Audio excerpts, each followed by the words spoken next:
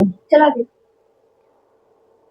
हिंदी साहित्य में आदिकाल के बाद जो काल आया था वो हमारा पूर्व मध्य काल था, जिसको भक्ति काल भी कहा जाता है, जो 1375 से लेके 1700 ईस्वी तक चलता रहा, जिसमें भक्ति काल के बहुत सारे साधु संत आए जिन्होंने अपने अपने विचार दिए।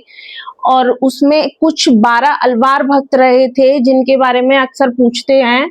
वो 12 अलवार भक्तों के नाम यहाँ मेंशन है: षटकोप, भूत योगी, महद योगी या भ्रांत योगी, भक्तिसार, सराय योगी, मधुर कवि, कुलशेखर, विष्णु चरित्र, गोदा भक्तिन। गोदा भक्तिन एक तमिल नाम था, जो आंडाल थी उसका, वह तमिल से थी।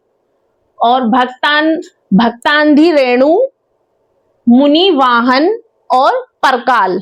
ठीक है, ये हमारे 12 अलवार भक्त थे जो भक्ति काल में थे। ठीक है, उसके बाद हमारे जो हिंदी साहित्य के जो प्रमुख कवि रहे थे, उन्होंने अपने अपने इस काल को, किसी ने स्वर्ण काल कहा, किसी ने स्वर्ण युग कहा, किसी ने इसको भक्ति काल के लिए मतलब अपने अपने नाम दिए, अपने अपने विचार दिए। जिसमें से सर्वप्रथम भक्ति का जो आदि कवि कहलाए थे वो कौन थे? रामानुज। भक्ति के आदि कवि जो कहलाए थे वो थे रामानुज। और उसके बाद ग्रियर्सन महोदय ने भक्ति काल को हिंदी साहित्य का स्वर्ण काल कहा। हिंदी साहित्य का स्वर्ण काल कहा। किसने कहा? ग्रियर्सन महोदय ने। ग्रियर्सन महोदय ने।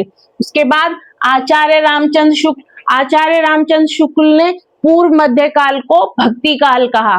पूर्व मध्य काल को भक्ति काल कहा। उसके बाद आचार्य रामचंद्र शुक्ल ने ही भक्ति काल को स्वर्ण युग भी कहा। स्वर्ण युग भी कहा। यहाँ एक छोटा सा आपको ध्यान रखने वाली बात होगी, जो अक्सर कंफ्यूजन करता है, वो है एक स्वर्ण काल और एक है स्वर्ण युग।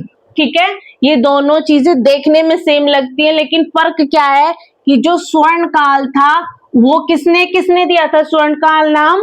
वो दिया था ग्रियर्सन महोदय ने।